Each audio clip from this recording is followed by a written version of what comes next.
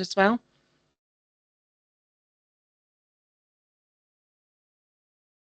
And we're live streaming. Okay, thank you. So welcome everybody to the Aberdeenshire Licensing Board. Please note the board meeting is being live streamed and will be recorded and published online for public viewing after the meeting. Can members activate their cameras where possible to enable you to join by video, and can all attendees mute their microphones when not speaking? Please do not come in during items unless I invite you to do so. Can I first confirm that all members have been able to access the papers for today's meeting in advance? Yes. Yeah. Yes. Yep. Yes. And usual procedure, if members wish to speak at any point, please use the raise your hand in the Teams function.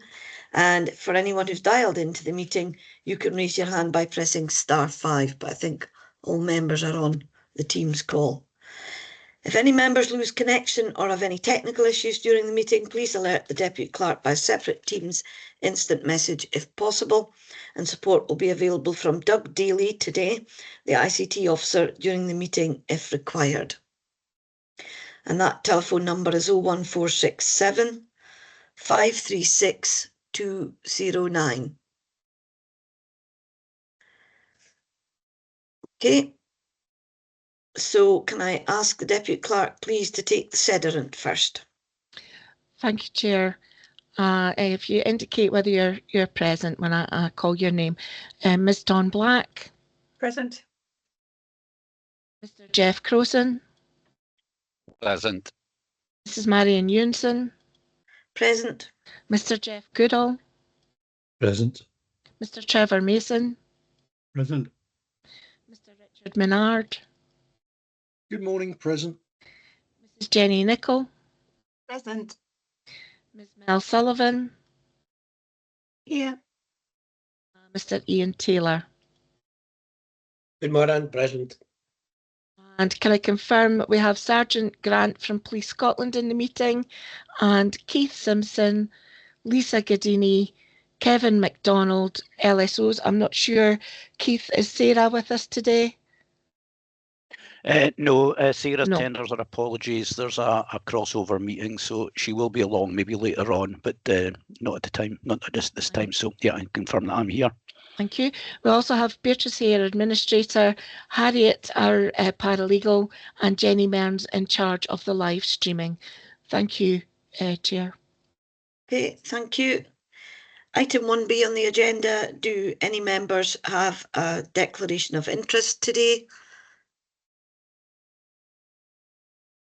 I have an interest, just going to check the item number 15. No. It's 11. I have an interest in item 11, and I wish to make a transparency statement as I know the objector, but having applied the objective test, I don't consider it to be significant. So I will stay in the meeting. No others? Okay, thank you. The equalities resolution.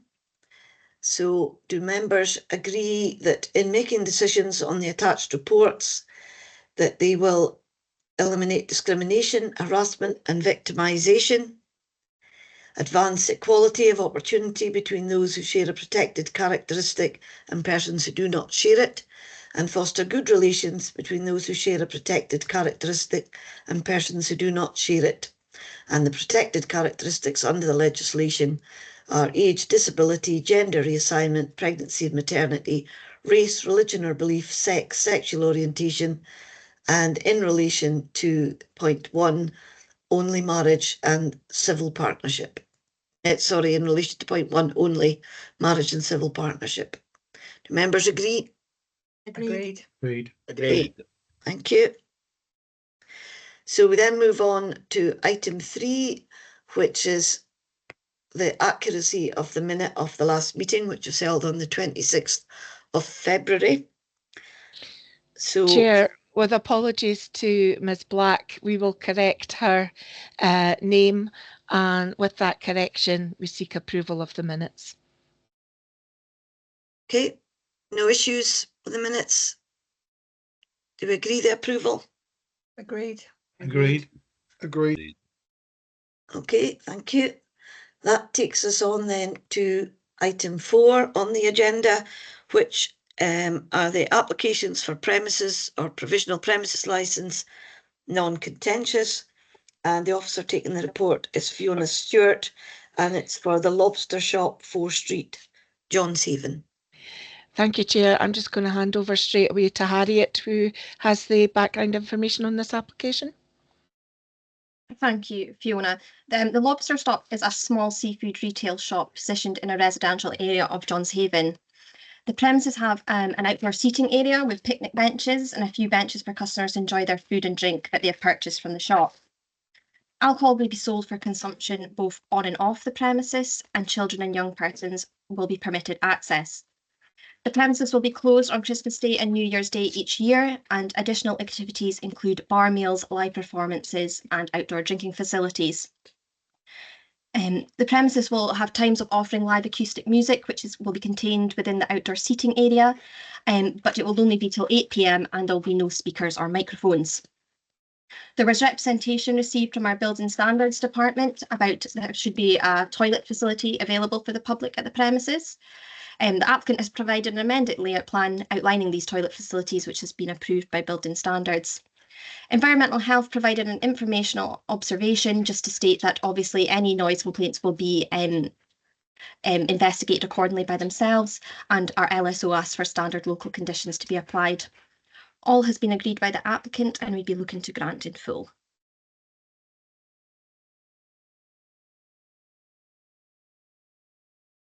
Sorry, I was on mute there. Thank you, Harriet. Do the board wish to discuss the content of the report, or are there any questions? No.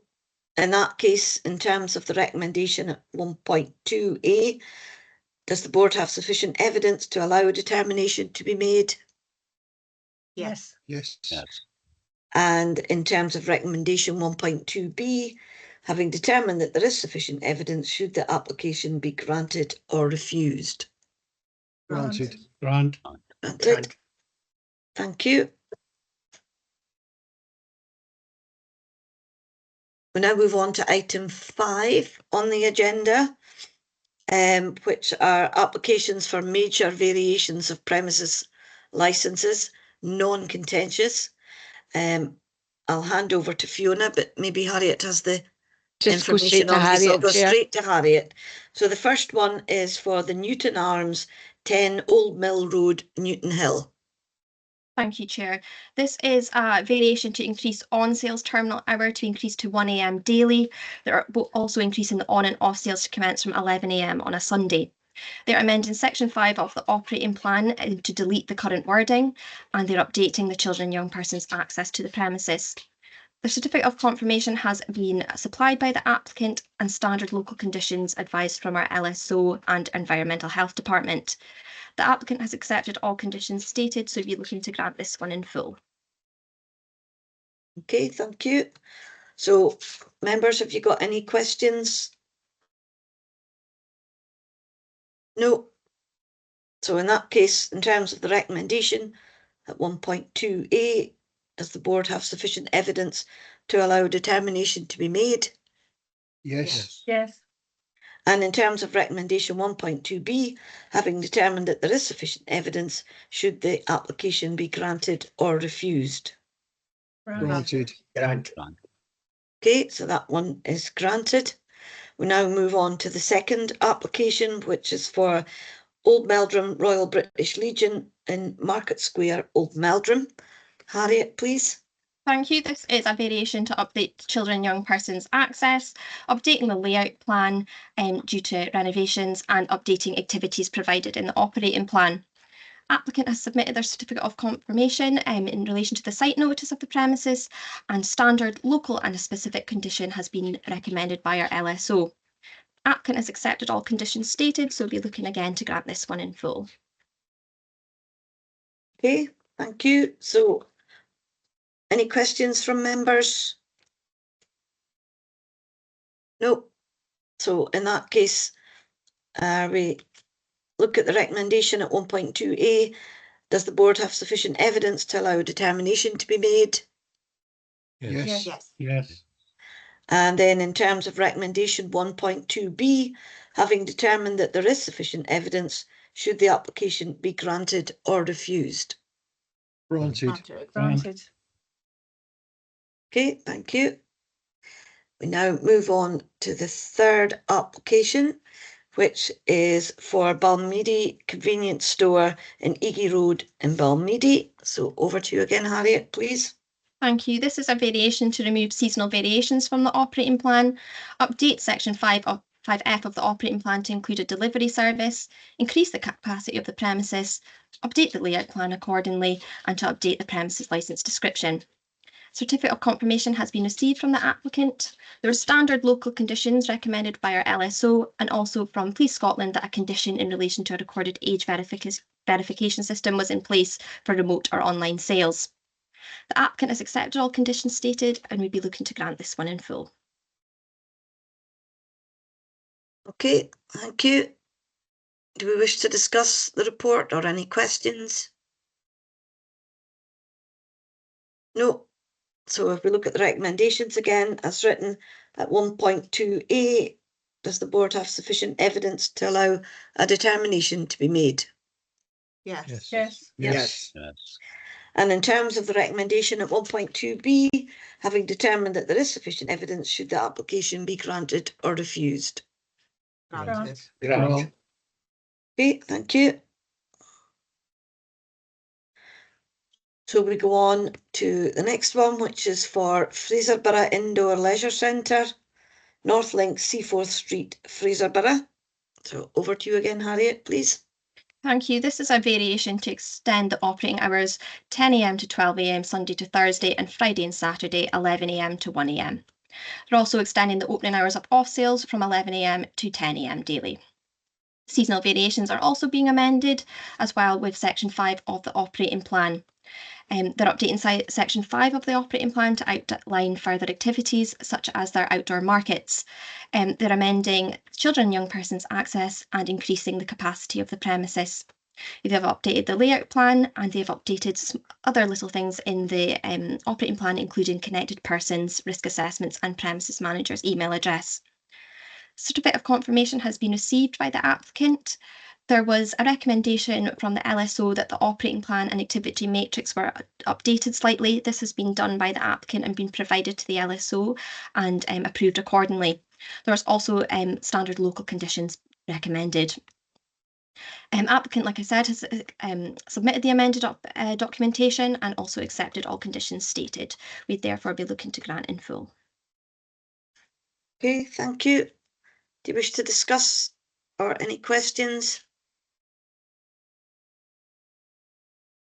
I might just ask one question, and it's the opening going from 11 back to 10 o'clock. I presume there's not a huge market for selling alcohol at 10 o'clock in the morning. I'm just wondering why that was included. I think it was included because the 10 a.m. in relation to the on sales, we previously had, they previously had 11 and we've brought it in line with our current policy at 10 a.m. So the applicant's obviously taken advantage of that extra hour, which is within policy in relation, and they've also just brought their off sales in line with like that as well. So it is within policy, and I think that they're obviously, if they're entitled to it, they're looking to take advantage of that. Okay, thank you. So don't see any other indications. So in that case, in terms of the recommendation, first of all, just to confirm that the board have got enough information to be able to make a determination. Yes. Yeah. Yes. So in that case, in terms of 1.2a, does the board, sorry, I've done that again. It's in terms of recommendation 1.2b, having determined there is sufficient evidence, should the application be granted or refused? Granted. Granted. Okay, thank you. And the next one is number 5 on the list, and it's for the Premier Store, 98 Brickfield Road, Stonehaven.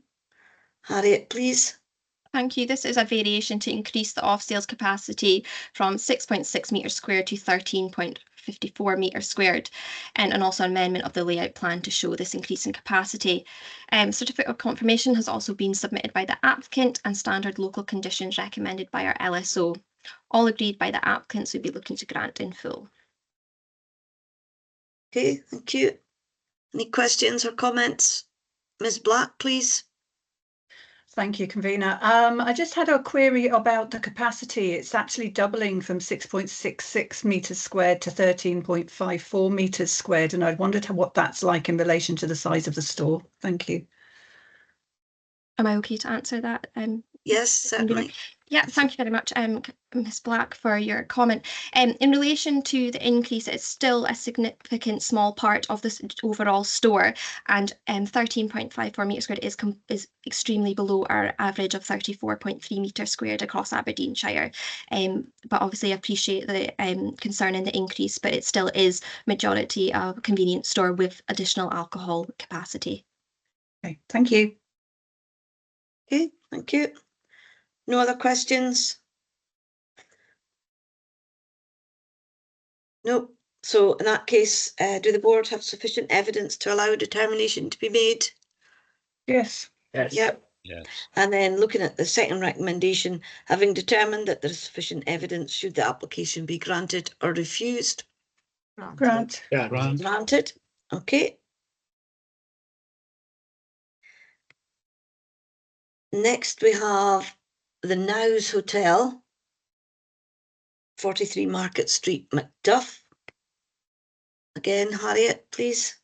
Thank you, Chair. This is a variation to vary the seasonal variations contained in the operating plan, remove the activities of bar meals and indoor and outdoor sports, amend Section 5F of the operating plan to include their serviceable accommodation and update their children and young persons access. They've also updated the layout plan and the names of the parts of the premises contained within. They're updating the email address of the premises manager and updating the description of on the premises licence.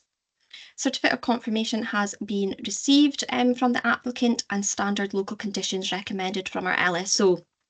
All agreed by the applicant, and we'd be looking to grant in full. Okay, any questions, or do members wish to discuss the application? No. So first recommendation then, does the board have sufficient evidence to allow a determination to be made? Yeah. Yes. Yeah, and then in terms of recommendation 1.2b, having determined that there is sufficient evidence, should the application be granted or refused? Grant. Granted. Okay, so that one is granted. The next one, number 7 on the list, is the Victoria Service Station, Boyndy Road, Banff. Harriet, again, please. Thank you. This is a variation to increase the capacity of the premises, and to the layout plan is also amended to reflect that increase. Certificate of confirmation has been received by the applicant, and standard local conditions were recommended by our LSO. They also did request that the operating plan was updated to provide information about the normal opening hours of the premises itself. Applicant has provided that updated documentation as confirmed by the LSO and accepted all conditions stated. We'd be therefore looking to grant this application in full. Okay, thank you. Any comments or questions? Ms. Black, please. Yeah, thanks very much. Again, it's a question about capacity, just for my own interest, really. It says that they're asking to increase the capacity of the premises to a total display area of 15.48 metres squared, but it doesn't specify what we're increasing it from. So just so that we know what it was and what it will now be. Thanks. I don't have the exact figure off the top of my head, but I do know it's around about 12 metres squared that the previous capacity is. Might have a point after that, but I wouldn't have that information off the top of my head. So yeah. It isn't the biggest increase, but it still is an increase. Again, it's a smaller premises, so they are just adding a little bit more to the alcohol, but it is still majority is other groceries that they sell in that premises. Okay, thank you very much. Okay, thank you. No other questions? So do the board have sufficient evidence to allow a determination to be made? Yes. Yes. Yes. And in terms of recommendation 1.2b, having determined there is sufficient evidence, should the application be granted or refused? Grant. Okay, happy to grant. And then we come on to the final one on this list, which is the Visitor Centre at Glengarry Distillery, Distillery Road, Old Meldrum. Okay, Harriet. Thank you. This is a variation to increase the on-sales hours from 11 AM to 12 AM Monday to Sunday to 10 AM to 12 AM Monday to Sunday. They are also varying their visitor centre layout plan to show a decrease in their alcohol capacity. Certificate of confirmation has been provided by the applicant, and standard, local and a specific condition was recommended by our LSO. This has all been agreed by the applicant and we'd be therefore looking to grant in full. Okay, thank you. Any questions from members? No. So in that case, can you just confirm that you've had sufficient evidence to allow a determination to be made? Yes. Yes. And in terms of recommendation 1.2b, No more kids. sorry, Apology, that was me off mute and the dog, sorry. okay. In terms of recommendation 1.2b, having determined there is sufficient evidence, should the application be granted or refused? Grant. Okay, thank you. I just want to thank Harriet and the other members of the licensing team for the amount of work that goes into these applications to be able to bring them before the board as non-contentious, and all the issues have been basically resolved before they land on the agenda. So thank you. So moving on to item 6 today, which is an application for provisional premises licence, section 123, excluded premises, petrol station and over provision. And we're first of all looking at the application from MFG Peterhead Service Station, Queen Street, Peterhead. So can I just check that all the parties are in the meeting? I think we have. Hello again. I think Mr. McMillan has now managed to sort out his access issues, so he's now appearing about to get hit by a red car, but I'm assuming that is a background screen only. Right, so we should all be here. So for the benefit of parties brought into this meeting, please note that the board meeting will be recorded and published online for public viewing after the meeting. I will now ask the Deputy Clerk to confirm the procedure for part 1 of the hearing. Thank you, Chair. This is the first of 3 hearings involving petrol stations, and I would say we need to consider each one in its own merits, which is why there's 3 hearings. So the consideration of this application by the board falls into 2 parts. Firstly, we have a preliminary matter to consider as to whether to accept the application in terms of section 1235 of the Act. The subject premises are a petrol station.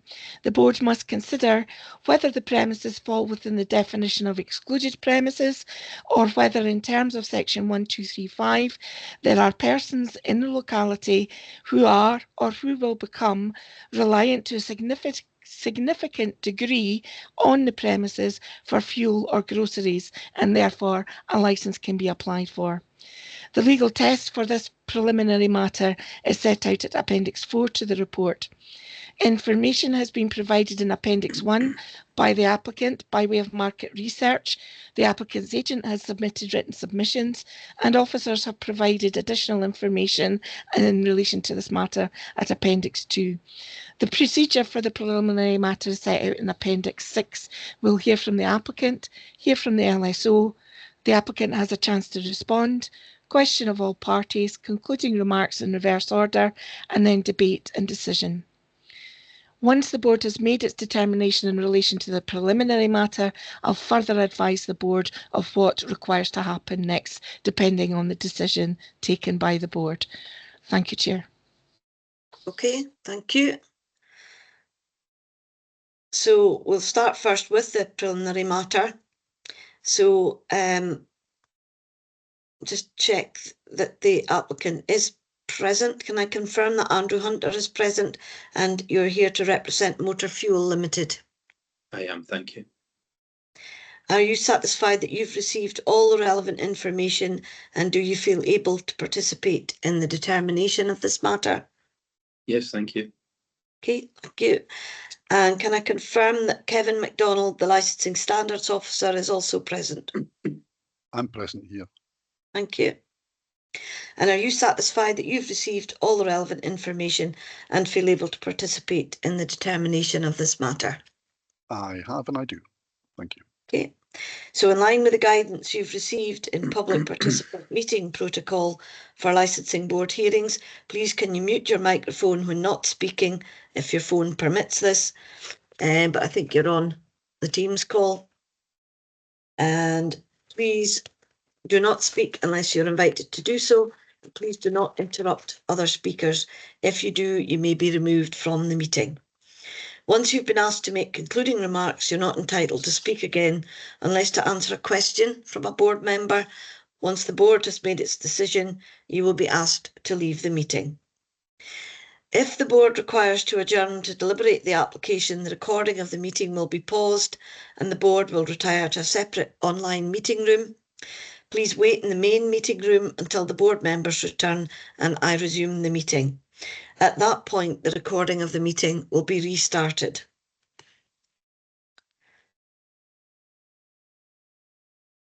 So first of all, I'm going to go to the applicant's agent, which is Mr. Hunter, to speak to the preliminary matter.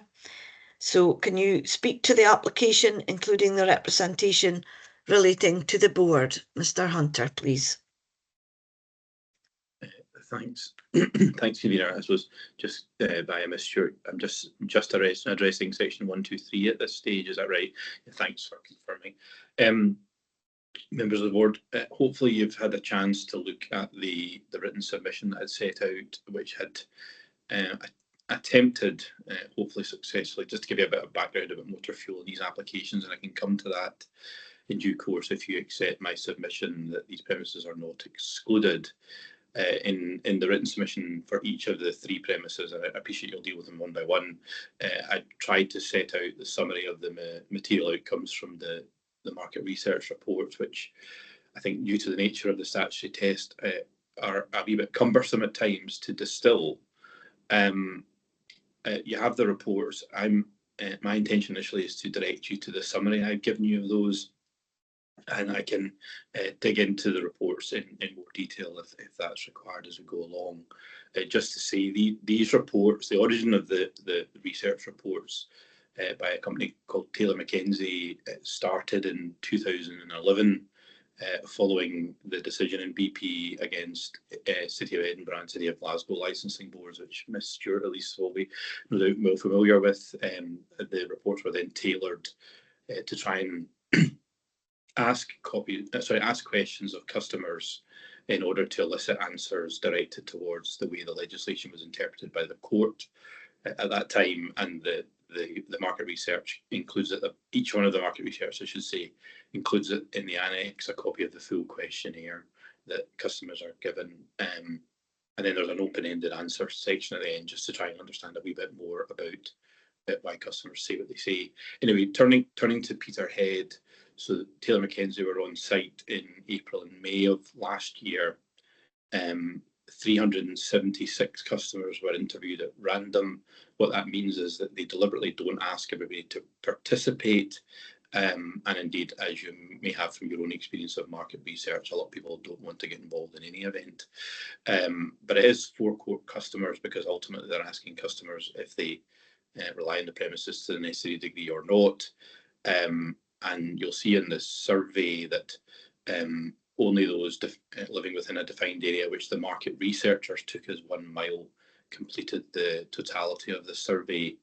And there's some demographic information about those individuals on page 9 to see the spread of age and sex and so on. So from the 376 customers who were interviewed, 159 of those were identified as local customers, And on page 10 of the report, they're then asked questions about the usage of the premises. So of the 159, 155 were fuel customers, 82 identified themselves also as grocery customers. And because it was they're just asked, excuse me, initially about what they use the premises for before asking them a question directed to the statute, because the statutory test is a little bit cumbersome. So you might well confuse somebody if you simply ask them about their principal source straight off. So of the fuel customers, of the 155, 107 of those, or 69%, said it was their principal source of fuel at these particular premises. 13 of the 82 said it was their principal source of groceries. That's not enough in terms of the statutory test, so you then have to ask them an additional question, which is contained on page 11 of the report. And although there was 107 and 13, there was some overlap in that group of customers saying they were both fuel and grocery reliant. So you get 109 principal users who are asked the relevant questions. And the report sets out that they live on average about 0.45 of a mile from the premises. Anyway, of those customers, 78% or 84 persons said it was their principal source of fuel, and I think just under half of the grocery customers, 6 or so, said it was their principal source of groceries. Now, as the board members will no doubt be aware, this is an either-or test, so it's not necessary for an applicant to establish that customers are reliant on both fuel and groceries. It's sufficient if there is a degree of reliance on one or the other. The outcomes from the statutory questions are that 84 out of 159 local customers, so just over half, 54% of those interviewed as locals, and indeed just over 22% of everyone that was interviewed identified themselves as in that class of persons who were reliant on the premises for fuel. Your policy sets out that you have consideration about the location of other additional petrol filling station premises. I've set out in my note what I understood to be the alternative facilities in the local area. One of them is an ASDA, which is a pay at pump facility only, so no customer shop. There's a Shell on the A90 about just under 2.5 miles away. There's an Esso on South Road, and then there looked like a very limited facility down at Seagate in the name of Smith and Sons. But I think certainly I've been doing these applications for ever since the legislation changed, and you normally see local customer reliance about 30%. It's not usual to see it as high as 50%. And in my respectful submission, there's more than the de minimis level of customers relying on these premises to the relevant extent. And against that background, I'd invite you to find that these premises are not excluded premises. And I'm happy to say dip into the market research or answer any questions you have more generally in relation to the market research process. But that's my submission in relation to Peterhead. Thank you. Okay, thank you, Mr. Hunter. Chair, just for the benefit of board members, the summary that Mr. Hunter was referring to is on page 157 of your agenda pack papers, just for ease of reference. Okay, thank you. So, Kevin MacDonald, Licensing Standards Officer, are you able to speak now to the preliminary matter? Thank you. Good morning, board. Yes, I would try to avoid going into the details of section 123 of the Licensing Act. It provides no premises licence or occasional licences effect to authorise the sale of alcohol on excluded premises, and part 5 of the section refers to premises used as a garage or form part of the premises which are so used. Mr. Hunter's already has referred to the case BP Oil UK versus City of Glasgow, which I would also like to refer to in regard to the test, which is whether or not disadvantages or inconveniences customers. The court in this case, the court defined the test so that, and I quote, a recognisable number of persons in the locality would properly consider themselves materially disadvantaged or inconvenienced were that shop not to provide retail facilities. In regard to the premises, it's located within the curtilage, within the grounds of one of the largest shopping supermarkets in Peterhead, and the supermarket itself has the maximum operating hours of 10 AM to 10 PM daily, 7 days a week. In respect of that, I can't see how any customer would be materially disadvantaged or inconvenienced if they had to use the supermarket, which the car park's adjacent to the petrol station. In reference to Mr. Hunter's surveys, I believe it was 376 customers in their survey, of which only 84 felt that it was a principal premises for fuel and groceries in a town of 20,000, the Buchenhaven area where the premises is located. It's one of the most densely populated areas in Peterhead, as I'm sure some of the board members will appreciate. Again, I think 84 customers of 376 surveyed wouldn't meet this materially disadvantaged or inconvenienced, being next to such a large supermarket. However, if the board reviews the application and grant a premises or provisional premises licence, I've submitted the usual conditions which are attached to my representation. Thank you. Kevin, that bit's for part 2 of the hearing. We're just considering excluded premises just now. Thanks. Yes, apologies, sorry. Okay, thank you, Kevin. I'll go across then to Mr. Hunter.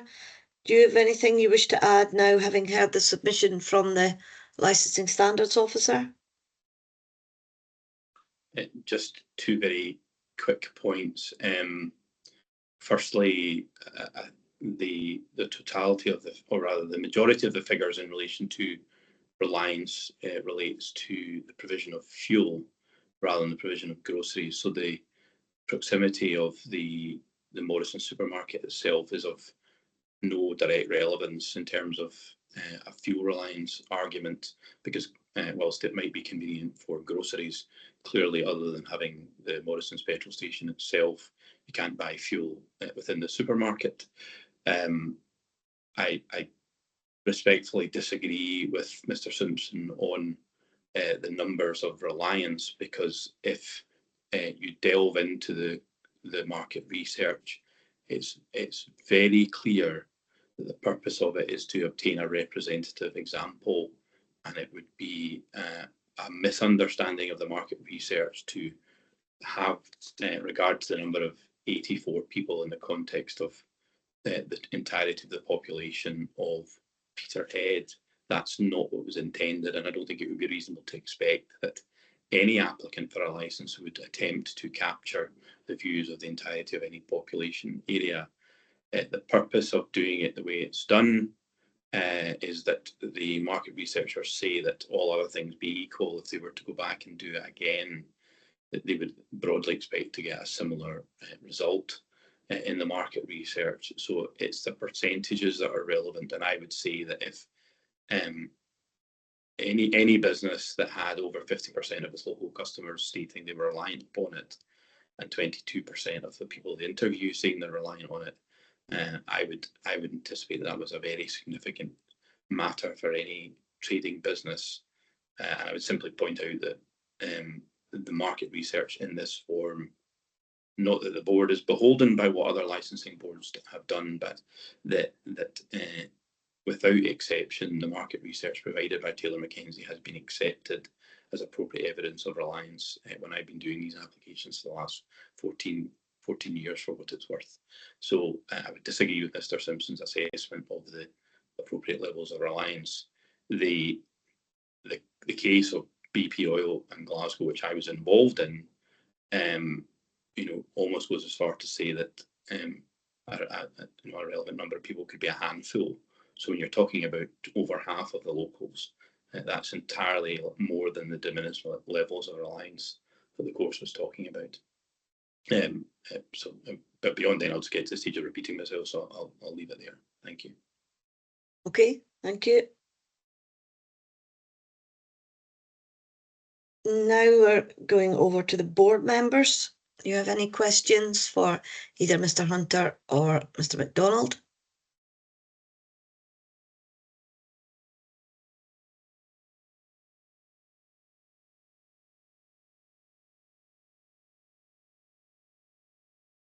No questions?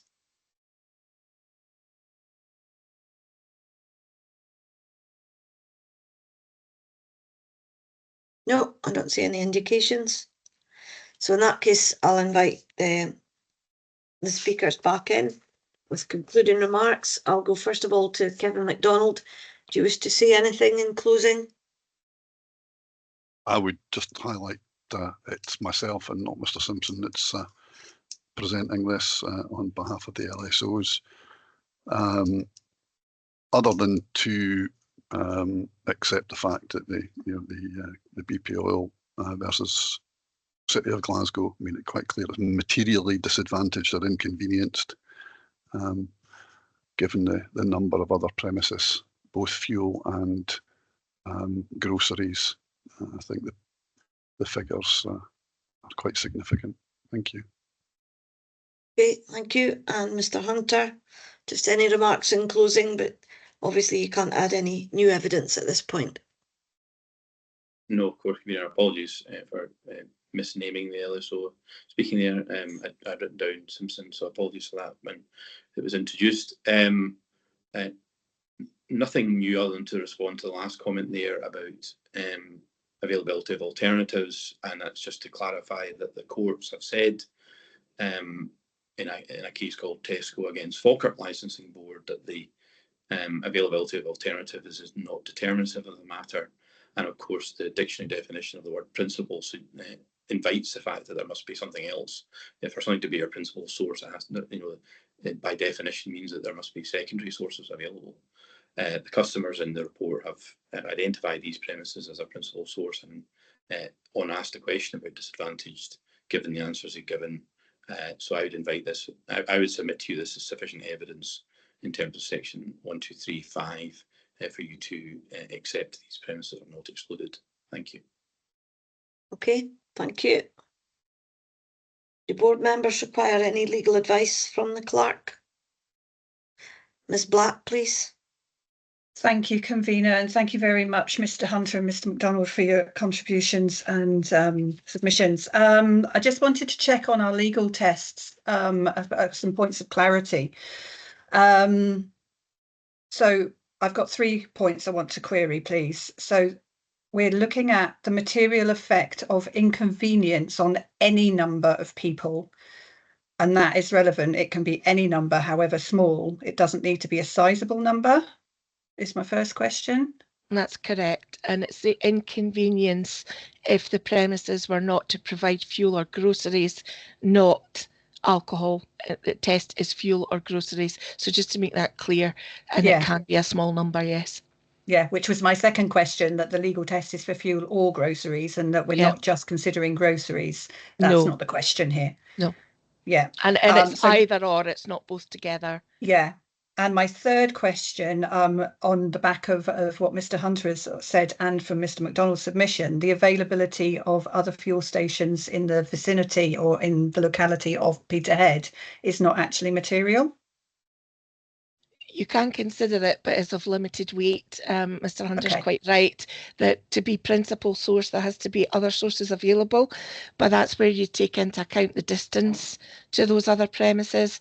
And again, you come back to what is the principal source in terms of the evidence put before you of either fuel or groceries. So you can consider it, but it's part of the overall picture. It is not the determining factor. Okay. Thank you very much. Okay, thank you. No other questions?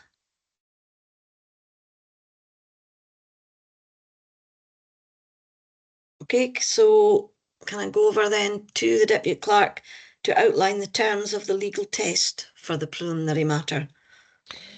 Thank you, Chair.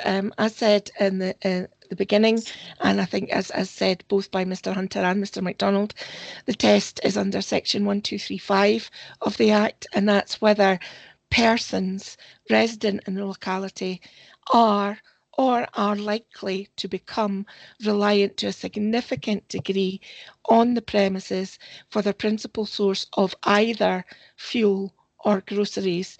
And also the BP case adds clarification to that, in that would they be materially disadvantaged if the premises were not to provide the fuel or the groceries. So you have to look at persons resident in the locality. Are they reliant? Is the reliance to a significant degree, and it's on fuel or groceries, not fuel and groceries? And if you consider the applicant has met those tests, then the exemption would apply. If you consider that the applicant has not met those tests, then you would consider that the premises are excluded premises and should not obtain a licence. Okay, thank you. Do board members wish to retire to deliberate?